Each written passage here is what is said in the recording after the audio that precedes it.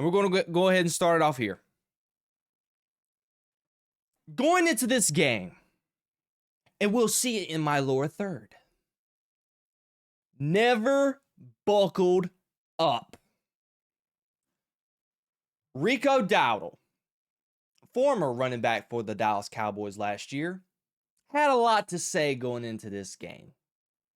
He made the threat off of his big game last week against the Miami Dolphins. He had 200 scrimmage yards, had a historic performance, and he was basically feeling himself. And he basically told the Dallas Cowboys, you know what, guys? They better buckle up coming into Bank of America in Charlotte. You know what I'm saying? Yeah, that type of energy on, you know? And, you know, the Dallas Cowboys responded, you know, to Kenny Clarks and to George Pickens. They were like, man, you know what?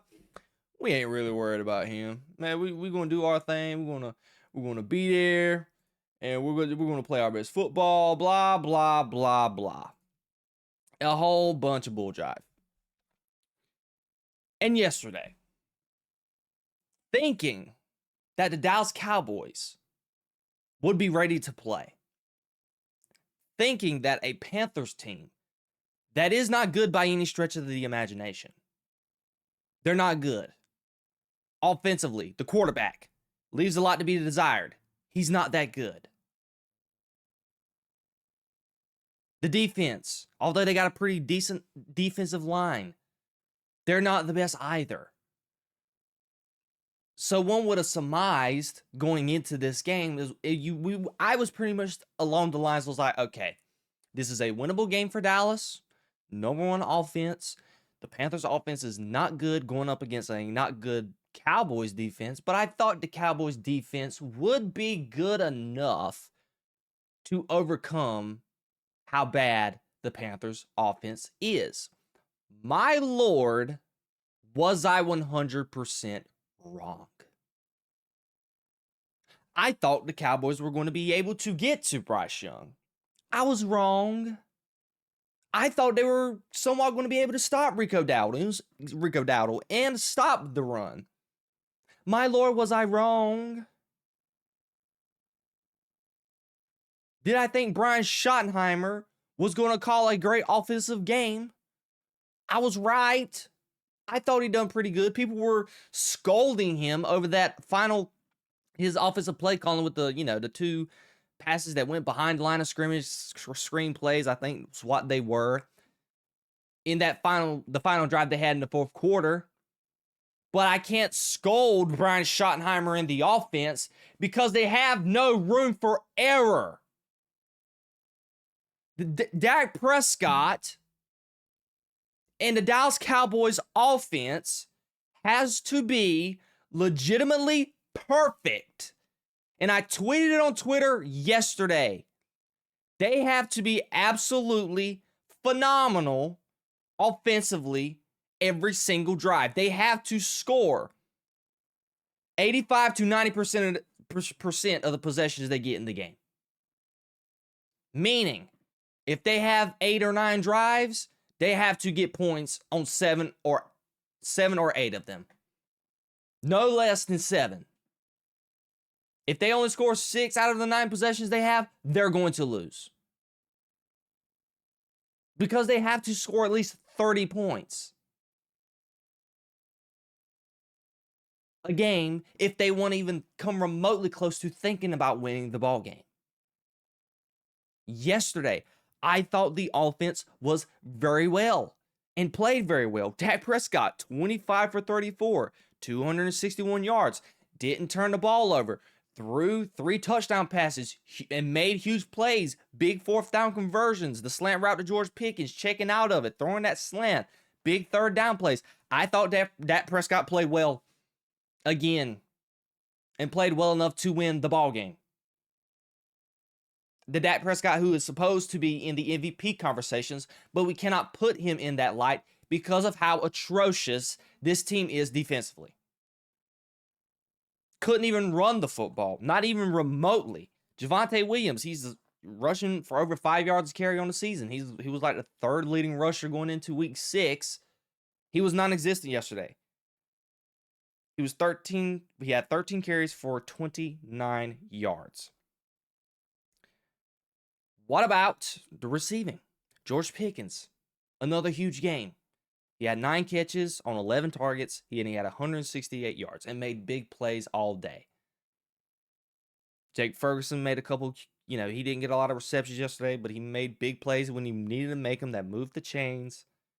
And Ryan Flournoy continues to show why he is a viable number 4 receiver once Cavante Turpin and CeeDee Lamb comes back.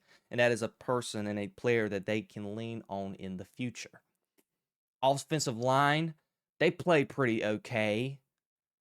Couldn't get nothing going in the run game, but I thought they did a good job protecting Dak Prescott. But now let's just go ahead and move on to the defense. Defensively, this is one of the worst teams I've ever witnessed in my life. And it's not even close, ladies and gentlemen. It is not even close. Me personally, I think Mike Nolan's defense might have been a little bit more easier to digest, even though that one was just as bad. But this defense is horrific. The 4th down play call that Matt Eberflus made, Deron Bland in the slot, guarding Hunter Renfrow on 4th down. It's like 4th and 3, 4th and 2, and he's playing 10 yards off of him, and all Hunter Renfrow had to do was run a one yard slant, catch the ball really fast, and they convert the sticks, and they win the ball game. That is an indictment against your defensive coordinator, setting your team up to fail. Another week of receivers running free, being wide open. Teteroa McMillan getting behind the defense. Rico Dowdle, the one reception touchdown that he had. It is the same thing that has been going on game in and game out defensively.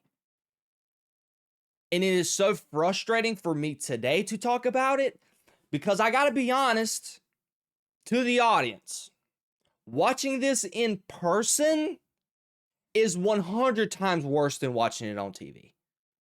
Like, it is just absolutely depressing. I don't know if it's just because you're in the atmosphere, you have people around with you to react to things that happen throughout the game. I don't 100% know. I'm just basing this off of my emotions coming out of the game and leaving the stadium. And the thing that I kept saying and that was recurring in my head each time, every step that I was taking towards my vehicle after leaving the stadium, I kept saying these exact words. I don't know how, as the owner and the GM, anybody responsible for the hiring process and the hiring decision makings and firing, we know it's Jerry Jones and everyone else involved. I don't know how you can watch that week in. I don't know how, not weekend. I don't know how you've been able to watch this defense for the past 6 weeks. I couldn't do it. I would absolutely lose my mind having to watch this defense every week. Do you know how demoralizing it was yesterday to sit and watch Rico Dowdle do what he did yesterday? And this is nothing against Rico Dowdle. I think he's a pretty good player. But any player can do what Rico Dowdle did yesterday when he wasn't touched. I mean, he was not touched until he was 7 yards down the field. Rico Dowdle carried the ball 30 times. Bryce Young only threw the football 25 times. And I'm telling you, watching that in person, it felt like Bryce Young barely even dropped back to pass. Just sitting, and I was sitting there with Dad. I'm like, Dad, when's the last time Bryce Young's passed the ball? And I'm thinking about it now, just thinking about just seeing Bryce Young drop back to pass. I'm sitting like, when is the last time Bryce Young dropped back to pass? It's just because we did not get pressure on Bryce Young, non-existent. He had all day to sit back and throw the ball. And here was a very appalling stat that was posted on Twitter by Pro Football Focus. Bryce Young, when trailing versus the Cowboys yesterday, was 10 for 10 passing. 125 yards, he threw 3 touchdown passes, and he had a perfect passer rating of 158.3. That in itself is absolutely abysmal and god-awful. A Bryce Young who has struggled going into his third year as the starting quarterback for the Carolina Panthers. And I want Bryce Young to succeed. I think he has the intangibles to be a good quarterback because we've seen the Sam Darnolds and the Baker Mayfields leave Carolina and have success. I don't think this offense is relatively built for Bryce Young to have success. But I don't think Carolina even yesterday did anything remotely fancy yesterday. I mean, it was pretty much a lackluster, conservative offensive game plan. We're going to have Bryce Young throwing the ball 25 times. And even the one interception that he threw was not even his fault. It hit off of Tet's fingertips and bounced right into Donovan Wilson's hands. But let's give the ball to Rico Dowdle 30 times and continue to run it, and get as many yards as we want to on offense. It doesn't show here on my stats. I don't understand why. Maybe because I don't have the app.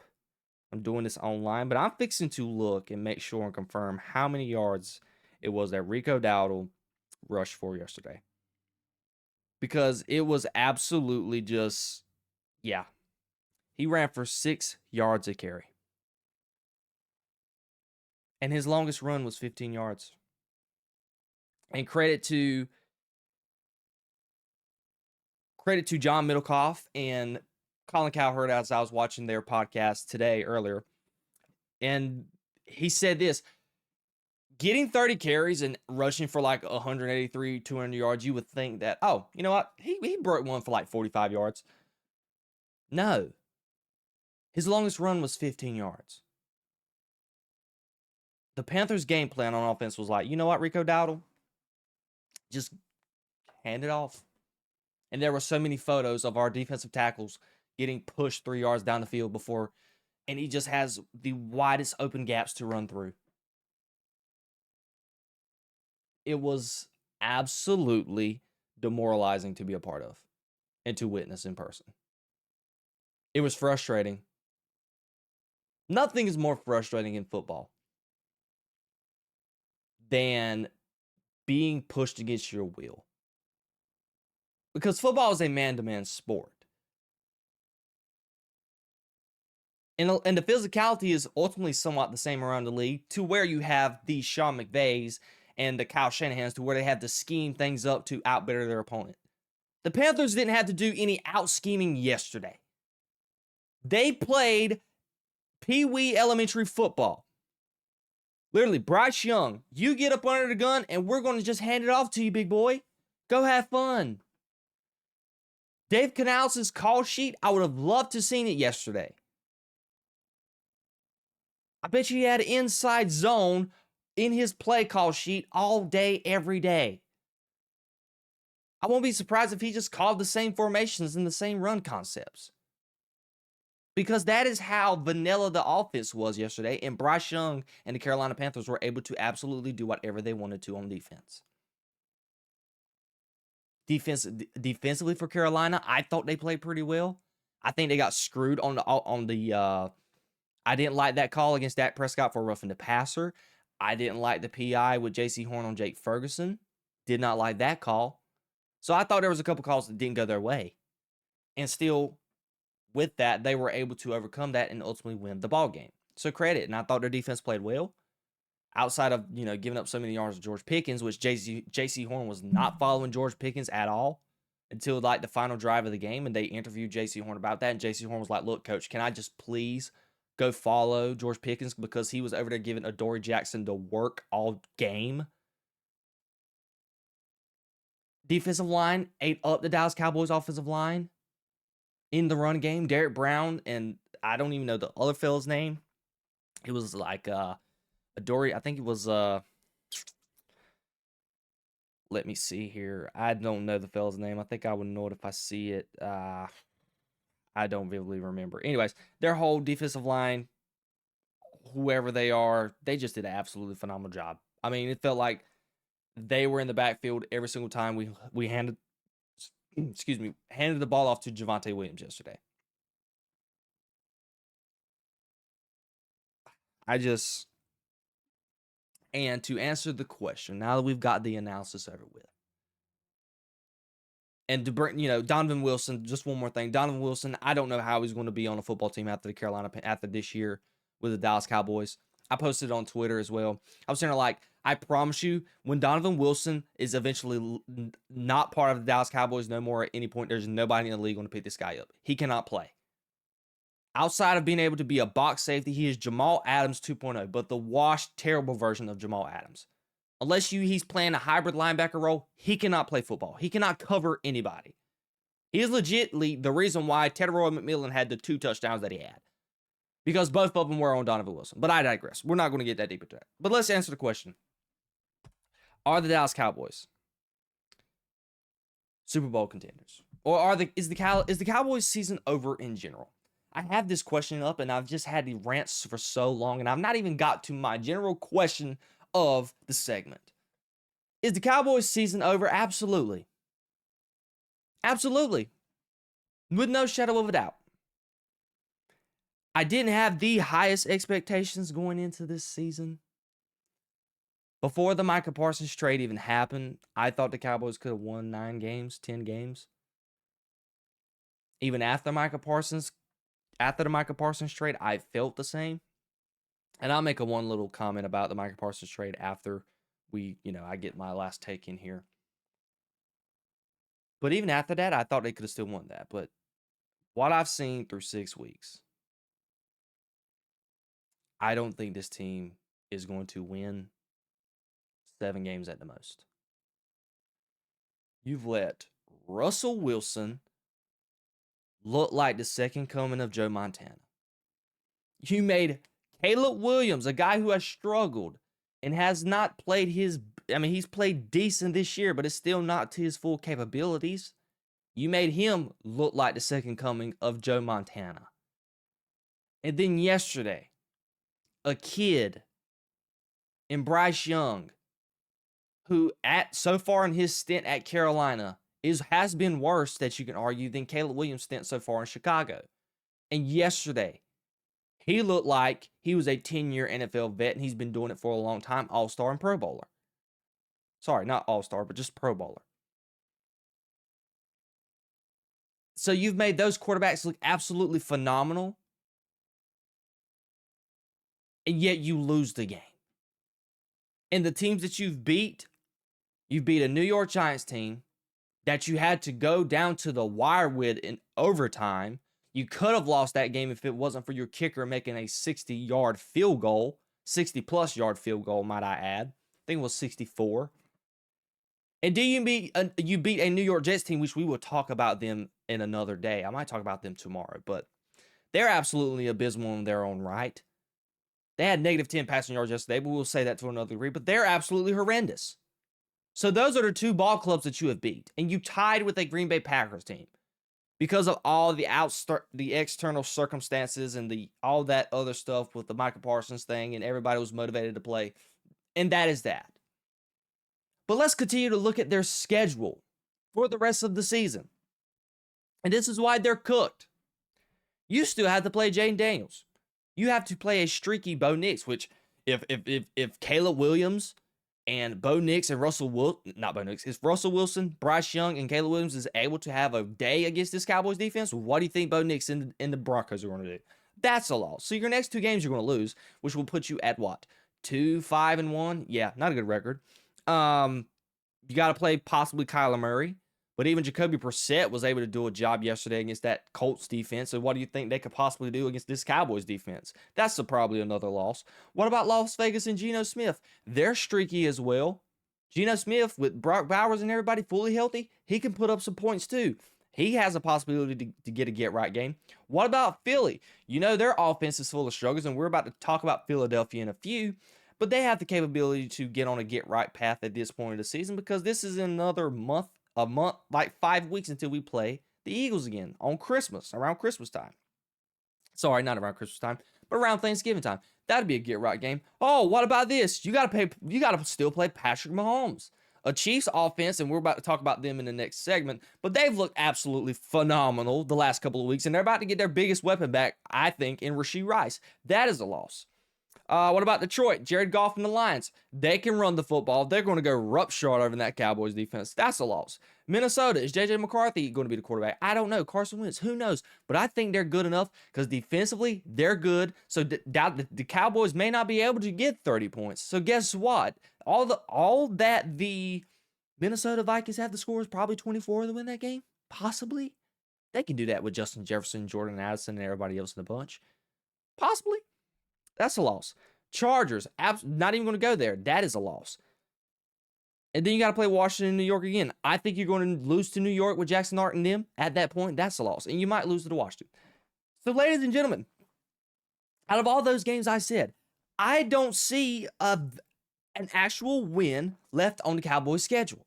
Because the Carolina Panthers, and I said it earlier last week on Monday, I think, that is your last get right game on the schedule. It's like your last tune-up game. You know, when in college football, when you have I call them tune-up games, where you have Alabama playing a FBS school, FCS school, might I add, I think, right? FCS, yes, FCS school.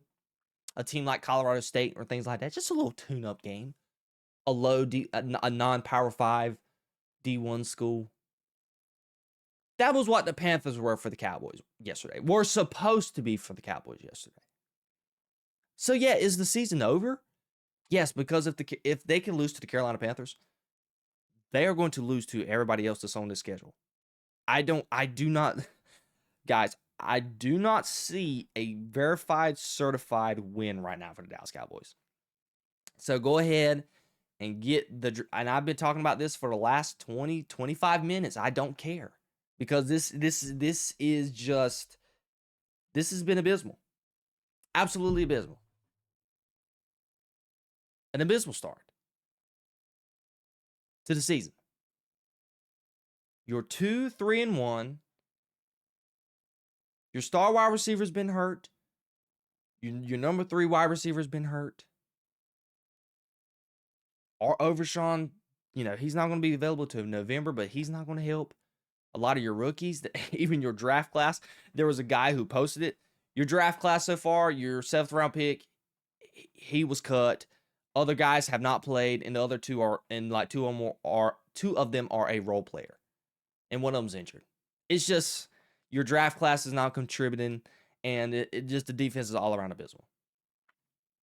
I can sit and harp about this for the next hour about how bad this team is, but I'm not going to do it. I'm going to save myself the sanity. This is a conversation that we're going to have in the future, in the coming days. You can bet on it. But once you saw that, I read you out the schedule. They still have to play Jayden Daniels twice. You got to play Jackson Dart, and we'll talk about Jackson Dart later on, who I like.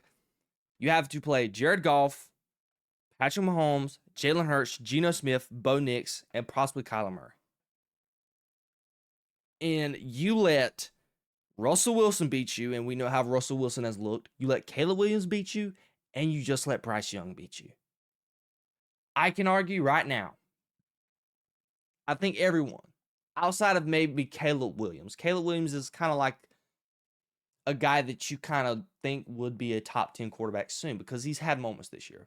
But I promise you, everybody right now would take Kyler over Bryce Young and Caleb Williams right now. Maybe not Caleb Williams, but definitely Bryce Young and Russell Wilson.